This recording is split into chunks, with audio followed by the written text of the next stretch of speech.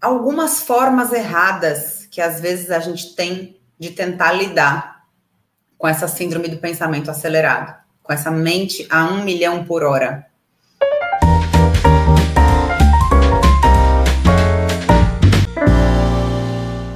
Primeiro, não fazer nada e entrar na vibe do, eu sou assim mesmo.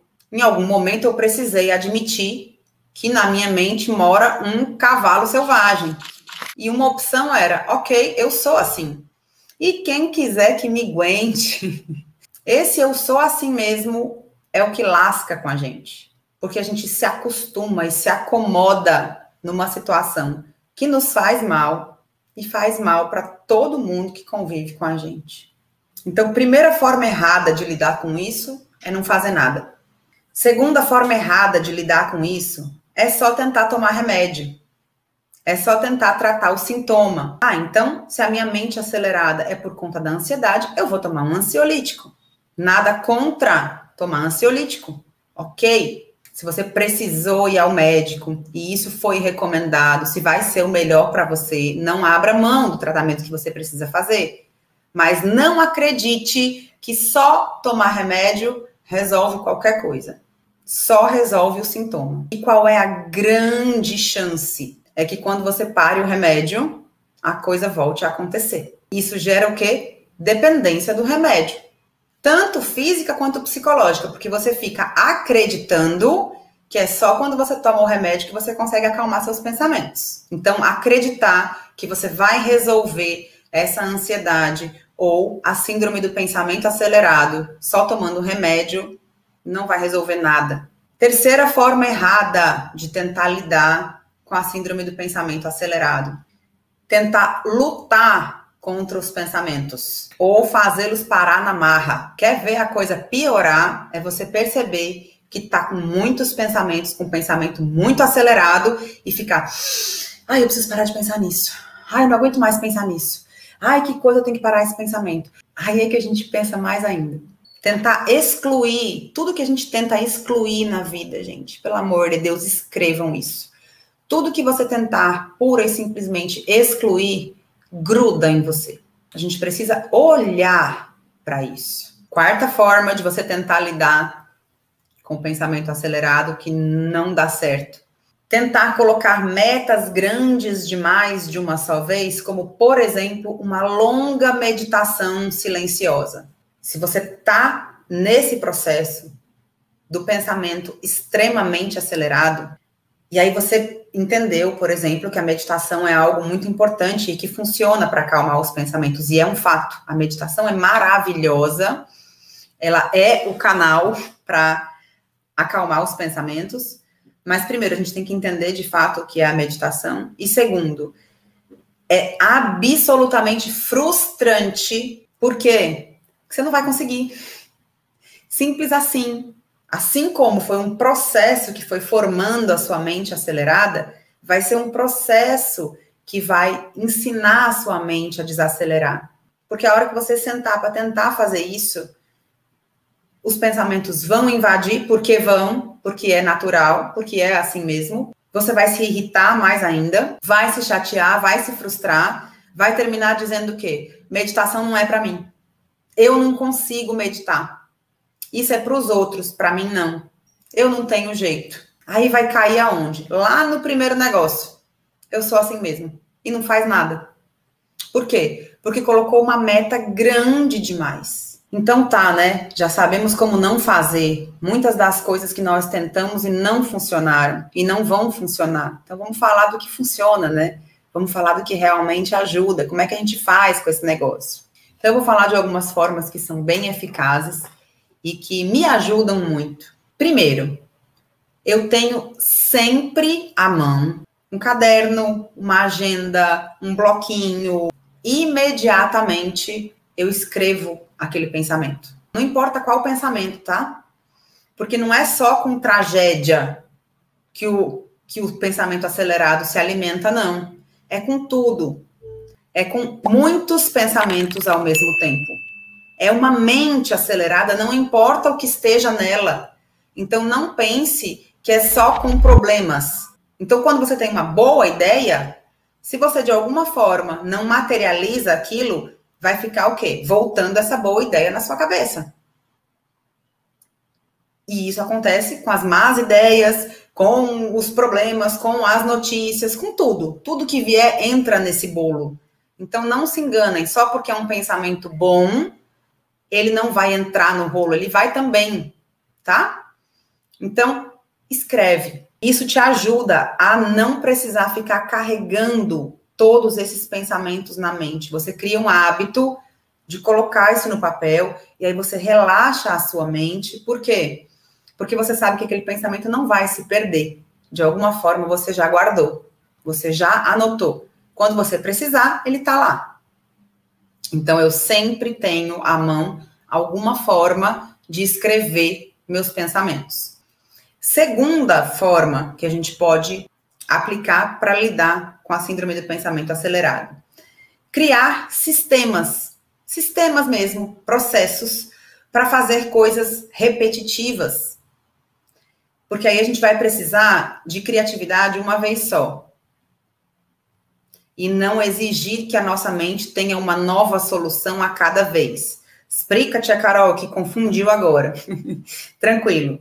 Atividades de rotina, como, por exemplo, lavar uma louça. Cria um processo. Sabe como eu faço? Conforme a louça vai indo para a pia, eu já vou organizando prato com prato, talher com talher, copo com copo. Já tem um método.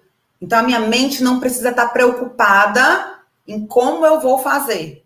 Eu posso modificar esse sistema? Claro que eu posso, a hora que eu quiser. Até agora, foi o melhor sistema que eu encontrei, tá funcionando bem pra caramba, então tá tudo certo. E isso não fica tanto causando um estresse por causa daquele caos, da coisa bagunçada, de não sei por onde eu começo, não sei como eu organizo, porque tudo vira motivo de irritação quando a gente está com um pensamento acelerado. Então, quanto mais a gente organiza esses processos simples do dia a dia, menos a gente se estressa com essas coisas. Menos a gente precisa gastar energia mental com essas coisas.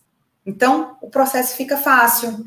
São coisinhas pequenas, mas, gente, é com tudo que a gente tem que fazer rotineiramente. Isso ajuda. Por exemplo, chave. Nunca sei onde está a minha chave. Toda vez eu perco a chave do carro. Primeiro, porque já está com os pensamentos acelerados, então não sabe onde pôs. E segundo, mais um motivo de irritação que vai causar ainda mais aceleração mental, porque como você não sabe onde pôs, vai se irritar porque vai ter que procurar. E toda vez é a mesma santa coisa. O que a gente faz? Cria um ritualzinho. Então, a chave do carro ou a chave de casa é sempre num chaveiro de gancho pendurado no zíper.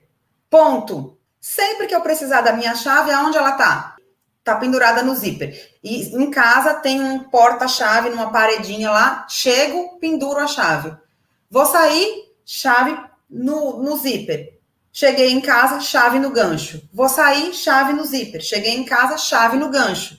Pronto. Se eu tenho um sistema, se eu tenho uma rotinazinha, se eu tenho um pequeno ritual para aquilo, eu sei que a minha chave eu vou encontrar ali. Não vou ter toda vez aquela sensação de caramba, perdi a chave. Caramba, cadê a chave?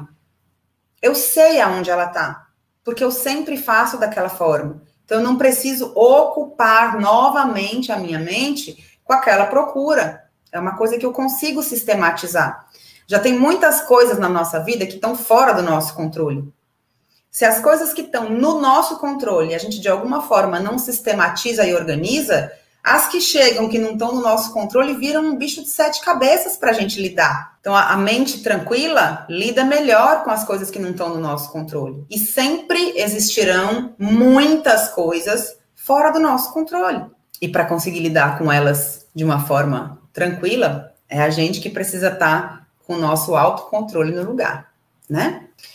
Terceira forma, fazer listas escritas de bom e ruim quando algum pensamento perturbador aparece. Pensamento perturbador pode ser algo ruim, uma previsão de um problema, um medo de alguma coisa acontecer, uma decisão difícil que eu preciso tomar, como pode ser também uma grande ideia e que eu não sei por que caminho ir com essa ideia, enfim. Perturbador por quê? Porque ele perturba, ele tira do sossego, né? Não importa se você qualifica isso como bom ou ruim. Ele perturba quando ele fica aqui voltando e mexendo em tudo que você está pensando. Você tem outras coisas para pensar, para se concentrar, para fazer, e tá aquilo ali perturbando. Senta e coloca isso no papel. Eu falo isso tanto, gente, eu sempre falo isso para os meus pacientes. E é impressionante como faz diferença quando você tira da mente e escreve e materializa aquilo. É muito importante isso. Coloca o pensamento assim, ó, em uma frase grande em cima, divide o papel no meio e faz uma listinha de bom e ruim, de pontos positivos e pontos negativos com relação àquele pensamento. Coloca todas as possibilidades ali. Olha para isso, porque daí você sai, você descola. Quando a gente está muito perto daquele pensamento perturbador, como se a gente estivesse dentro dele, a gente não consegue enxergar nada. É como se a gente estivesse tentando enxergar alguma coisa, tipo, sei lá, eu estou tentando enxergar o que está escrito aqui no meu caderno, certo? Aí eu pego e fico assim, ó. A minha visão fica terrível. Eu não consigo discernir as letras, eu só vejo que tem alguma coisa aqui rabiscada. O pensamento grande, perturbador, ele faz isso. É como se a gente estivesse vendo muito de perto. O que a gente precisa fazer? Distanciar. Se eu tô assim e eu fizer assim, agora eu consigo ler. Agora eu consigo discernir o que tá aqui. Então, a gente precisa se afastar um pouquinho. Quando você escreve aquilo e coloca os pontos positivos e os pontos negativos daquele pensamento, daquela decisão que você precisa tomar, daquela conversa que você precisa ter, do seja lá o que for que está perturbando a sua mente, você dá um passo atrás e enxerga com mais clareza tudo que envolve aquele pensamento. E isso te ajuda a conseguir tomar melhores decisões.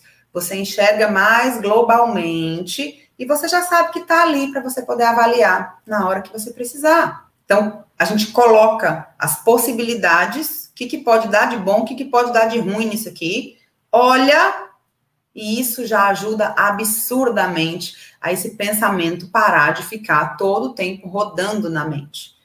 Isso é uma coisa importante também.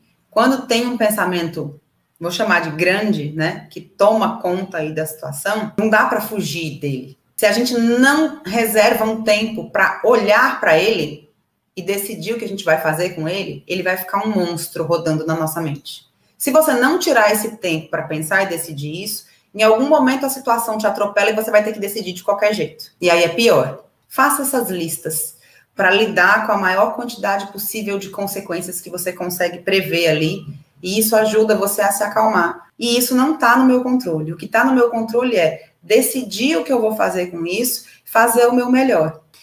E por fim, meditar. A gente precisa encontrar uma forma de se conectar, de se centrar.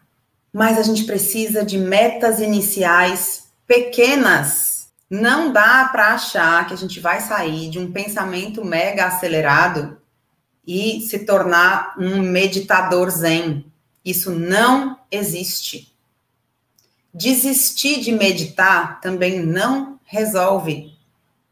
E existem várias formas de meditar, inclusive meditações ativas que envolvem o corpo. Isso ajuda muito quem tem o pensamento muito acelerado. Porque ficar totalmente parada sem fazer nada pode ser uma tortura para quem tem o pensamento muito acelerado. Então, associar isso ao uso do corpo ajuda, porque você coloca toda essa energia que está represada na mente em movimento através do corpo. Então, por que a caligrafia é uma aliada, uma ferramenta poderosa, maravilhosa na minha vida? Porque ela é uma forma de meditação ativa. Hoje eu medito em silêncio, caladinha, mas foi um processo. Coloque uma meta de 1 minuto para começar. 1 minuto mesmo. 1 minuto. Põe 60 segundos no relógio. Porque muitas vezes, quando a gente tem o pensamento extremamente acelerado e aquela sensação de as 24 horas do dia não serão suficientes para eu fazer tudo o que eu tenho para fazer, a sensação é, eu não tenho tempo para meditar, eu não tenho tempo para perder, Como é que com tanta coisa para fazer, se 24 horas por dia não são suficientes para mim, eu vou passar aqui meia hora meditando? Não posso, tudo bem. Faz 1 minuto. Qualquer pessoa tem 1 minuto. Desculpa, gente. Ah, tem menino pequeno, tem marido, tem o trabalho. Entra no banheiro. Sério. Senta no vaso, tranca a porta do banheiro e marca 1 minuto. E passa 1 minuto só prestando atenção na sua respiração, de olhinho fechado. 1 minuto. O que eu tenho que fazer? Não tenho que fazer nada. E se vier um pensamento? Ok. Olha para esse pensamento. Deixa ele passar do jeito que ele veio. Ah, mas ele não quer passar. Deixa ele ali. Lembra só de concentrar na sua respiração. Entende? Pequenas metas. E a caligrafia, como eu falei, é uma forma ativa da gente meditar. Por quê? Assim como numa meditação guiada, por exemplo, que a gente ouve a voz da pessoa que está conduzindo o processo, na caligrafia a gente vai usar o nosso corpo, no caso, né, a mão, o braço, o ombro, nossa postura, para nos concentrarmos. Então, quando você tem um método bacana de caligrafia, que te ensina aqueles exercícios com um propósito, aquela forma de escrever com um propósito, de uma forma realmente concentrada, focada, você está ali meditando. Você aprende a olhar para aquelas palavras, para aqueles exercícios, para aqueles movimentos, para o que você está fazendo, sem pensar no resto. Sem deixar a sua mente ser inundada por um monte de pensamentos. Então, um pouquinho de caligrafia por dia, de uma forma bem feita, ajuda muito a acalmar os pensamentos. E quando você vai experimentando a sensação de ter os pensamentos calmos, a vontade de que eles fiquem calmos aumenta. Porque a gente começa a ver o quanto a vida estava perturbada por causa do excesso da aceleração de pensamentos. Então, hoje, eu continuo tendo muitas tarefas. Um monte de coisa para fazer. Mas dentro tem uma quietude. E eu começo a perceber que eu estou saindo disso com muito mais facilidade. Quando eu digo, pera. Um mínimo sintoma que aparece, eu já estou sabendo que se eu não cuidar, eu vou entrar em desequilíbrio. A gente vai aprendendo a se conhecer e aprendendo o prazer de desacelerar o pensamento. Porque no começo, quando a gente está com os pensamentos acelerados demais, a sensação que a gente tem de pensamento calmo é de perda de tempo. Porque tinham que estar acontecendo muitas coisas. Porque enquanto a nossa mente está trabalhando nessa velocidade, é como se a gente estivesse trabalhando daquele tanto fisicamente, fazendo o mundo acontecer com a nossa mente. E aí, quando ela acalma, o medo que a gente tem, porque no fim das contas a gente tem medo de lidar com esse silêncio e com essa calmaria. Porque daí o que eu vou fazer da vida? Se tiver tudo calmo, se esses pensamentos diminuírem, o que eu vou fazer da minha vida? A gente fica com uma sensação estranha de que vai ser vazio, de que a gente vai ser inútil, de que a gente não vai dar conta de fazer tudo que tem para fazer. Então, quando a gente vai aos pouquinhos, a gente se dá a oportunidade de experimentar um pouco do que é essa sensação de quietude, de pensamento calmo. Um pouquinho. Tem dia que a gente consegue, tem dia que a gente não consegue. Essa é uma outra coisa importante, é não ter expectativas, não entrar nesse seu momento com a expectativa do resultado. Às vezes dá certo, às vezes não dá.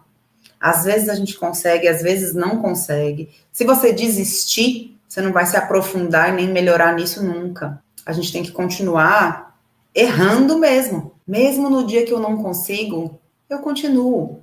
Isso é para todo mundo, mas é para todo mundo que não desiste do negócio. E eu não sei só porque eu estudei isso, eu não sei só porque eu ensino isso, eu sei porque eu vivo isso. E foram anos de prática para conseguir meditar.